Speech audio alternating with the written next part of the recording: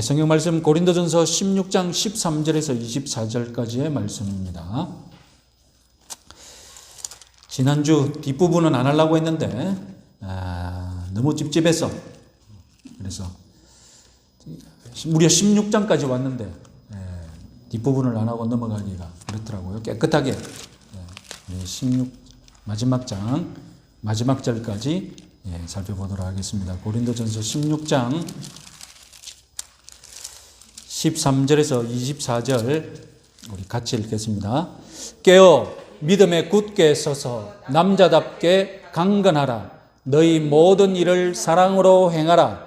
형제들아, 스데바나의 집은 곧 아가야의 첫 열매요 또 성도 섬기기로 작정한 줄을 너희가 아는지라.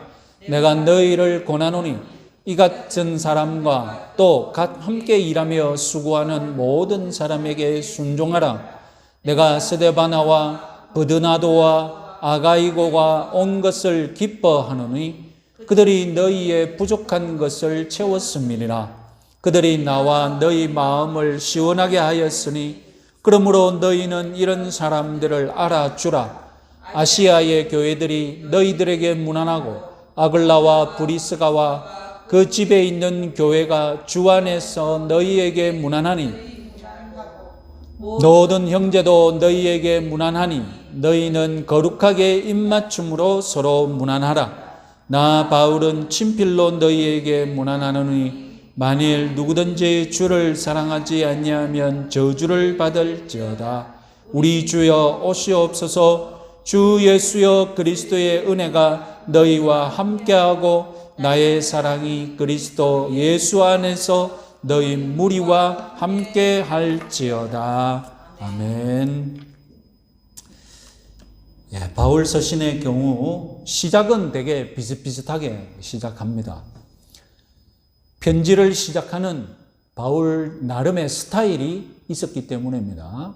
하지만 바울 서신서의 끝부분, 이제 편지를 마치는 부분은 다양합니다.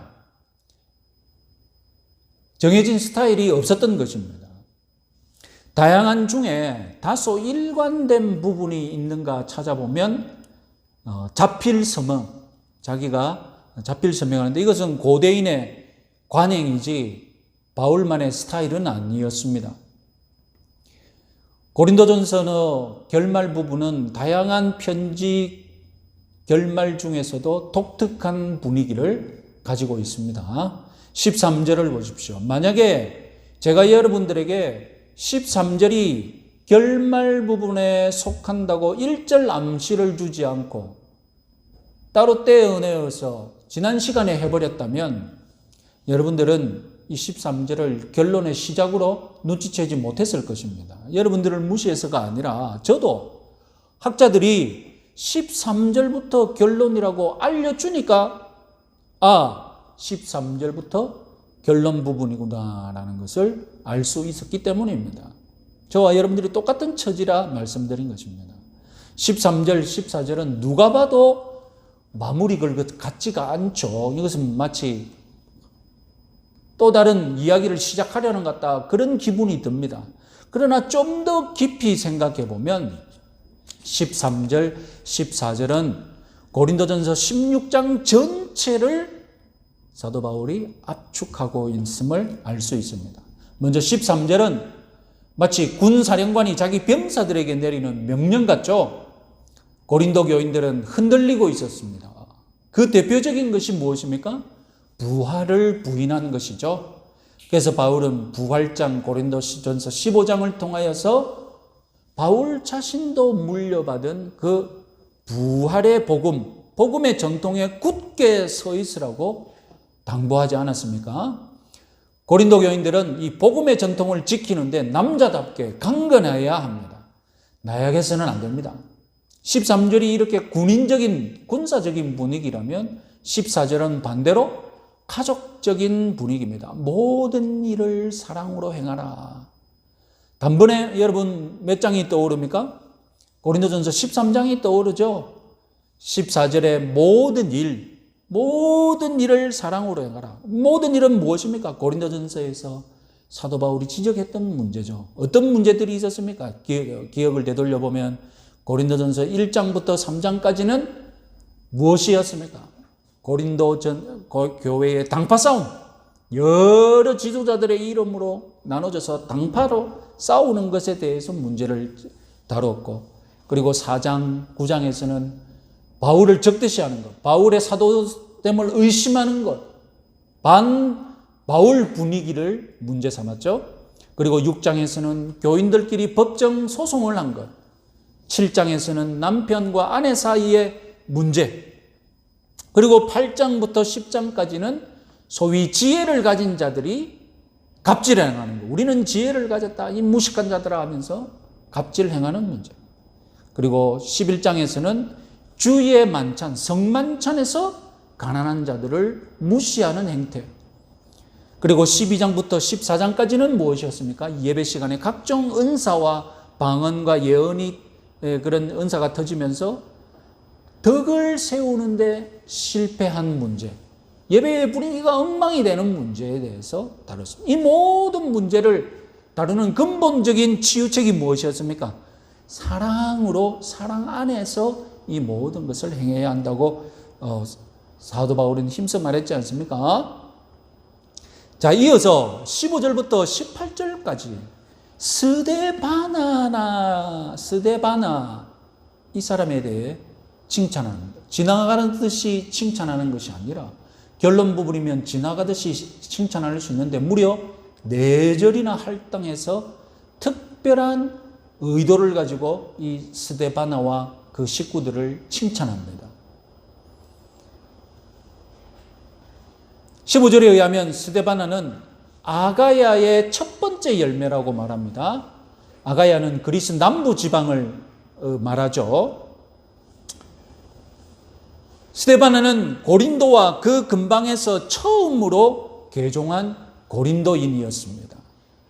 고린도전서 1장 16절 말씀 같이 한번 읽어볼까요? 내가 또한 스데바나 집 사람에게 세례를 베풀었고 그 외에는 다른 누구에게 세례를 베풀었는지 알지 못하노라. 이 무슨 말이냐? 바울은 고린도 교인들 중에서 직접 세례를 베푼 사람은 스데바나와 그 식구들 뿐이라는 겁니다. 당연히 스데바나는 개종한 후에 자기 집을 교회 모임 장소로 제공했던 것 같습니다. 그런데 스데바나는 한 수준 더 나아가서 말씀을 가르치는 특별한 그런 섬김을 했던 것 같습니다. 그래서 16절을 보시면 이 같은 사람들과 또 함께 일하며 수고하는 모든 사람에게 순종하라 라고 합니다. 왜 순종이라는 말이 들어갔을까요? 스데바나가 특별한 권위를 가지고 가르쳤기 때문에 그 가르침에 순종하라는 것이죠.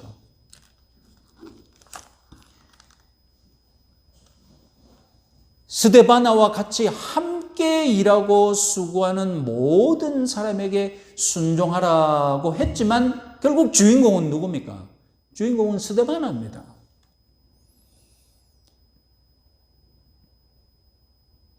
추정이지만 스데바나는 정말 모범적인 성도였고 가르치는 은사까지 있어 바울의 가르침을 잘 전달했던 것 같습니다.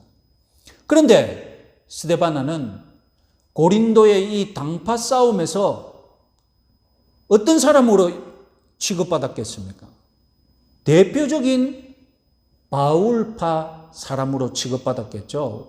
왜냐하면 사도 바울이 유일하게 세례를 준 사람이니까, 사도 바울에게서 유일하게 세례받은 사람들이니까 이 사람들은 친바울파로 낙인을 찍혔을 것입니다.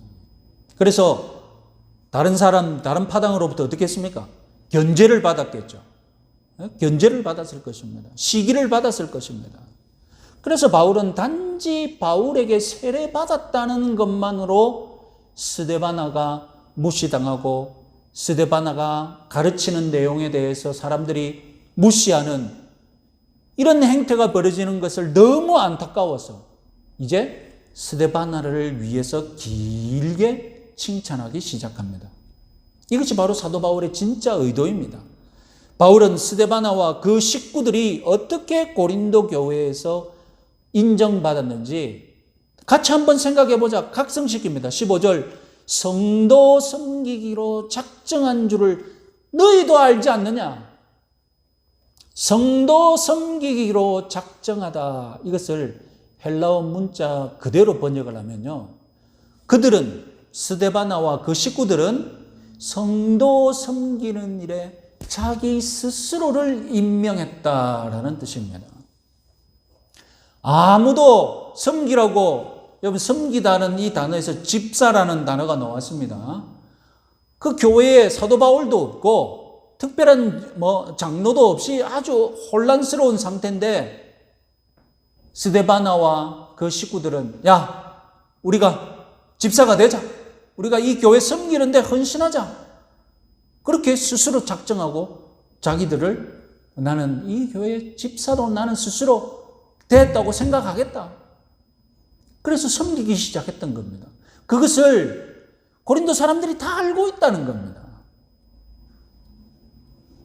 아무도 시키지 않았는데 자원해서 섬기는데 앞장섰던 겁니다. 그래서 자기 집을 모임 장소로 제공하는 건 당연하고, 어려운 사람이 있으면 도왔겠죠. 그리고 가르칠 기회가 있으면 열심히 가르쳤겠죠. 바울이 없을 때 아무도 시키는 이가 없지만 스데바나와 그 식구들은 스스로 알아서 자원하여서 섬겼던 것입니다. 그래서 지금도 바울에게 편지를 갖고 온 사람이 누굽니까? 고린도에 이런 문제가 있습니다. 고린도 교인들이 이런 질문을 합니다. 편지를 갖고 온 사람이 바로 스데바나와 그 식구들입니다. 결국 스데바나는 바울이 무슨 권위를 주었어, 무슨 직분을 맡기니까 섬겼던 것이 아니라, 바울이 시키지도 않았는데, 바울이 아무런 권위를 주지 않았는데도 자기 스스로 내가 섬겨야 되겠다, 자원해서 섬겼다는 것입니다. 그것을 고린도 교인 너희들도 알지 않느냐는 겁니다. 그러니까 스데바나는 내가 권위를 준 인물이 아니라 스스로 섬김의 리더로 인정받은 사람이라는 겁니다. 스데바나의 신앙을 들어보니 어떤 예수님 말씀이 생각나지 않습니까? 바로 마태복음 20장 26절 27절 예수님 말씀이죠. 같이 한번 읽어보겠습니다. 너희 중에는 그렇지 않아야 하나니 너희 중에 누구든지 크고자 하는 자는 너희를 섬기는 자가 되고, 너희 중에 누구든지 으뜸이 되고자 하는 자는 너희의 종이 되어야 하리라. 여러분들은 개척교회를 섬기기로 작정하신 분들입니다. 개척교회를 섬기기로 스스로 개척교회의 집사, 개척교회의 권사로 여러분 스스로 임명했어요. 여러분 스스로 작정했다는 말은 오늘 본문의 그 말을 그대로 대응해 보면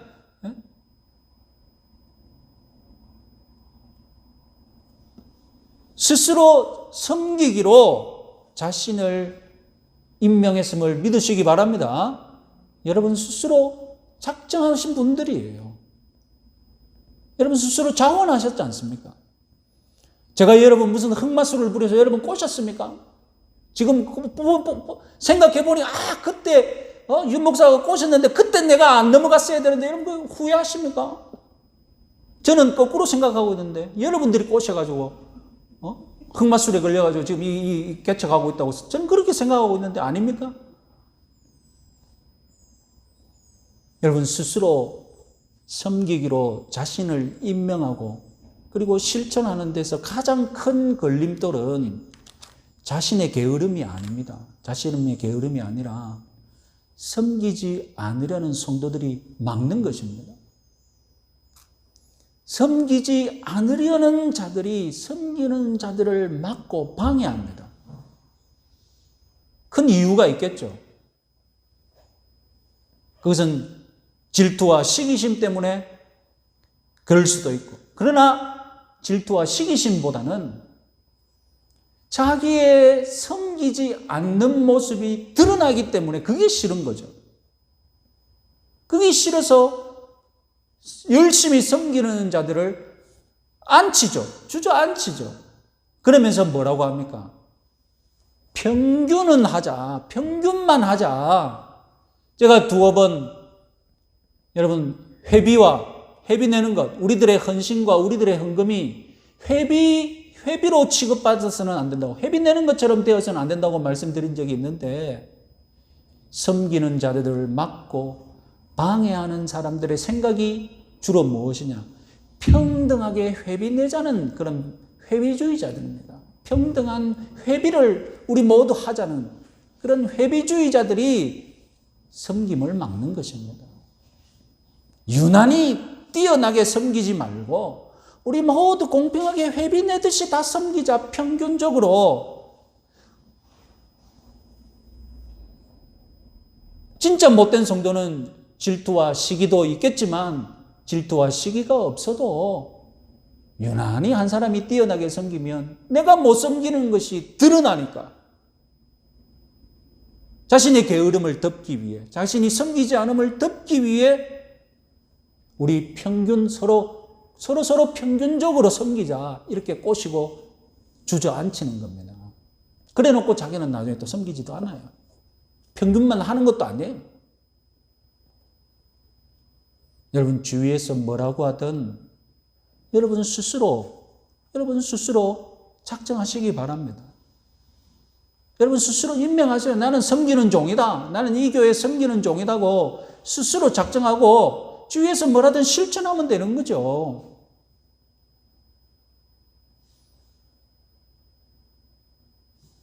섬김의 리더가 되시기 바랍니다.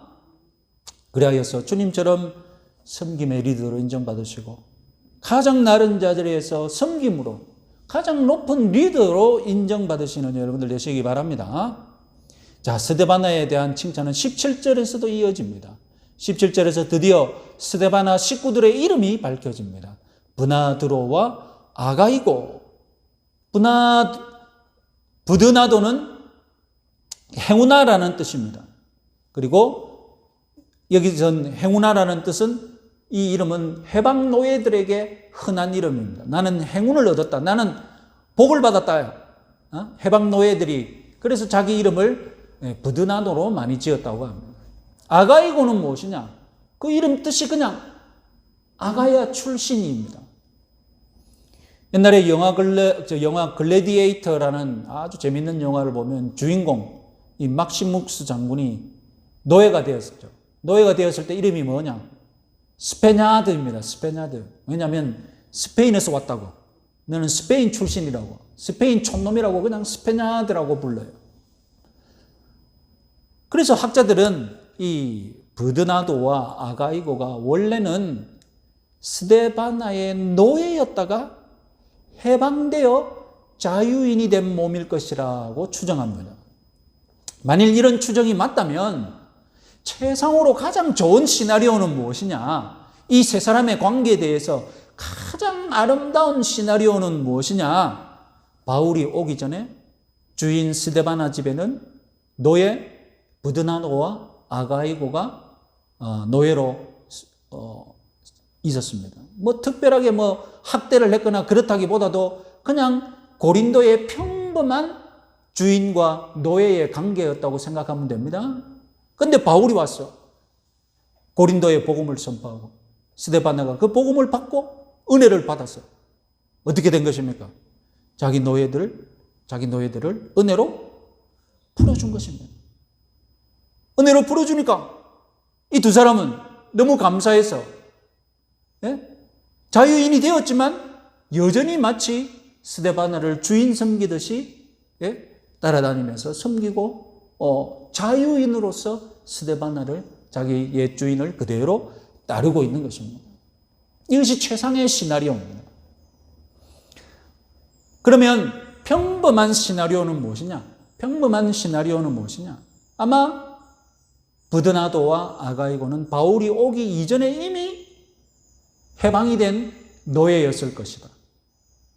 그래서 복음을 받아들였더니 부드나도와 아가이고가 주인을 따라서 역시 복음을 영접하였다.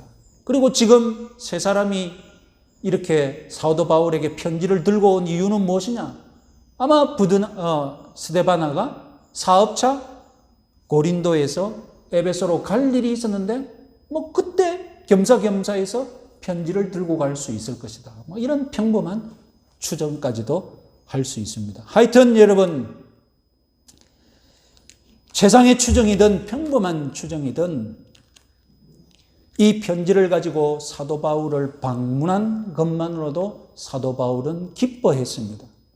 그들은 고린도 교회에 부족한 것을 채웠던 존재들이기 때문입니다. 고린도 교회에 부족한 것을 채웠다. 이것이 무슨 말이냐? 고린도인들의 이 교회에 없는 것을 이 세 사람은 가지고 있다는 뜻이거든요. 도대체 무엇을 가지고 있었느냐? 아까 이 세 사람의 관계에 대해서 최상의 시나리오와 평범한 시나리오를 살펴보았지 않습니까? 최상이든 평범한 시나리오든 이 세 사람에게는 공통적으로 가지고 있는 게 무엇입니까? 주인에 대한 신뢰, 그리고 하인에 대한 사랑, 이 모든 것이 어우러져서 주인과 노예였지만 이들에게는 계급 갈등이 없었다는 것입니다. 그런데 고린도 교회는 어떻습니까? 고린도 교회의 갈등의 원인 중에 하나가 계급 갈등이거든요. 있는 사람들이, 부유한 사람들이 어떻게 했습니까? 가난한 사람들을 무시하고 전혀 배려하지 않는. 그럼 고대 때는 그런 건 당연했거든요. 주인이 무슨 종을 배려하고 인간적으로 대우합니까? 그건 고대에 당연한 것이었는데 이 스데바나와 버드나고와 아가이고는 그런 관계가 아니었고 정말 복음의 모범이 되는 관계를 보여주었던 것입니다.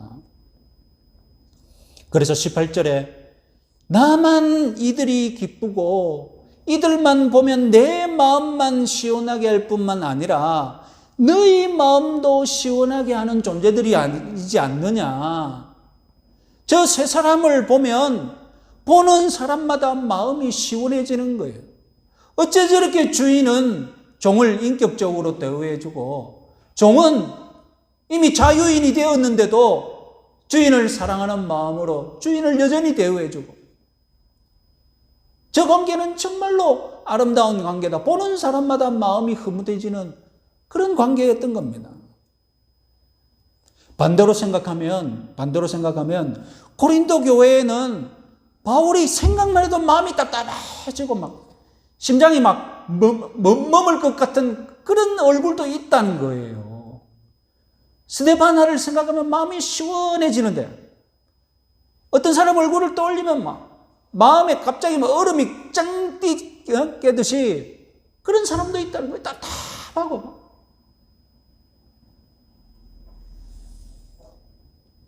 그래서 사도 바울이 이 스데바나의 식구들을 가리켜서 뭐라고 합니까? 내 마음을 시원하게 하는 존재다. 너희들에게 부족한 것을 채워주는 존재다. 여러분, 기왕 신앙생활하면 이런 사람이 되어야 되지 않겠습니까? 주위에서 내만 보면 마음이 시원해진다. 여러분, 그런 이왕 살아간다면 내만 보면 주위에서 사람들이 답답하고 땀난대. 근데 어떤 사람은 그 사람만 보면 마음이 시원해지고 보면 기쁜 존재, 무엇인가 우리 공동체에 부족한 것을 항상 채워주는 존재, 어떤 사람은 있는 것을 빼가는 존재, 항상 부족하게 만드는 존재. 너무 극과 극이지 않습니까?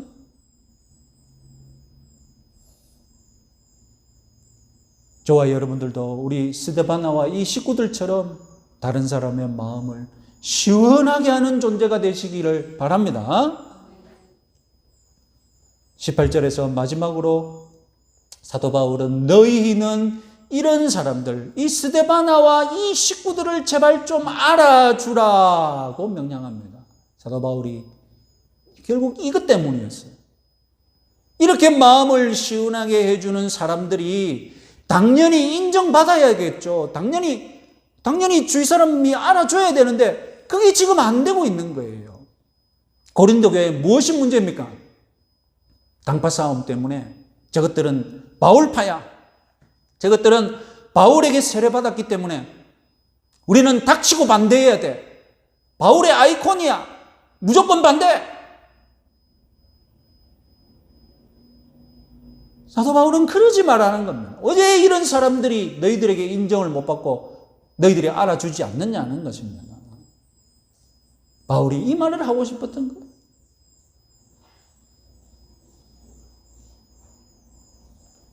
일찍부터 섬기기로 작정하고 지금도 꾸준히 섬기고 있는 이들, 나는 이들을 인정하고 누구에게라도 추천하고 싶은데 너희들도 이 세 사람을 좀 인정해 주라는 겁니다. 단지 사도 바울에게 세례받았다는 이유로 낙인 찍지 말고.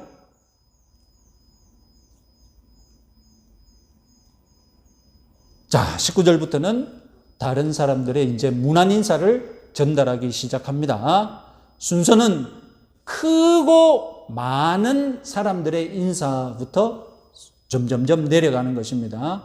가장 먼저는 아시아 지역 교회들의 문안 인사입니다. 사도 바울이 지금 아시아, 에베소를 중심으로 해서 터키, 오늘날 터키 서부 해안 지역을 옛날에는 아시아라고 불렀거든요. 거기에서 제일 큰 도시가 에베소였습니다. 사도 바울이 에베소에 지금 있거든요. 그러면 그 아시아에 어떤 교회들이 있었느냐? 요한계시록을 보면 7교회가 나오죠. 그 7교회가 모두 아시아에 있는 교회였습니다. 아마 그 아시아의 7교회가 지금 막 개척되고 있었을 것입니다.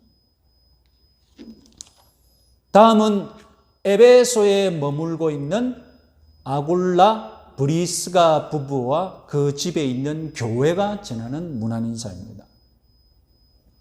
이들은 한때 고린도에서 바울을 만났죠.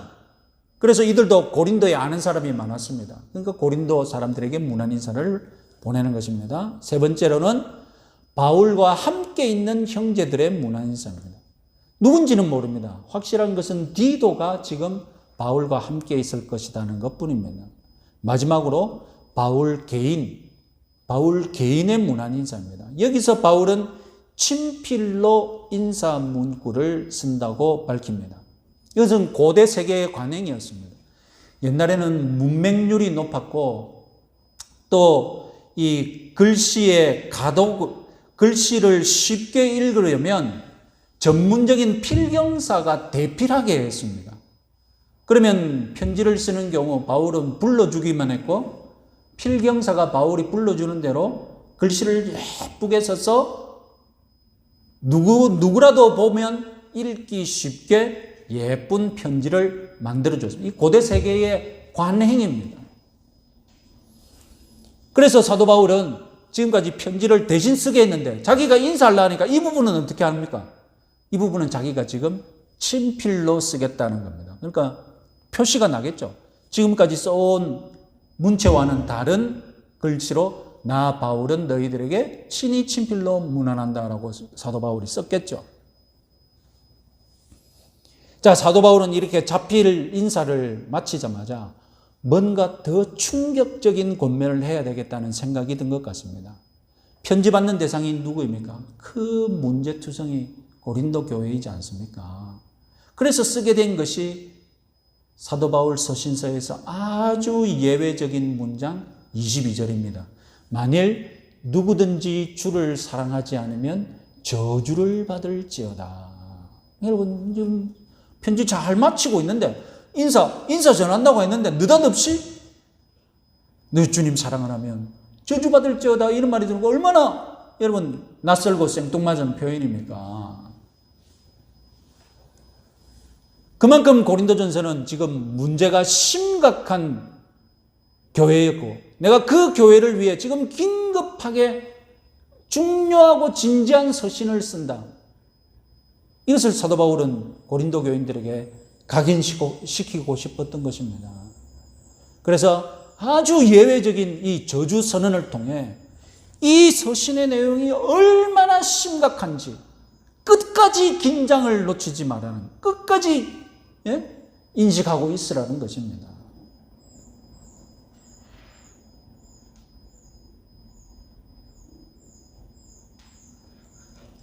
바울이 편지로 저주를 선언한 적이 여기와 갈라디아서 1장에서도 있었죠. 딱 두 경우가 있었는데요. 갈라디아서 1장 8절 9절 말씀 읽어보겠습니다.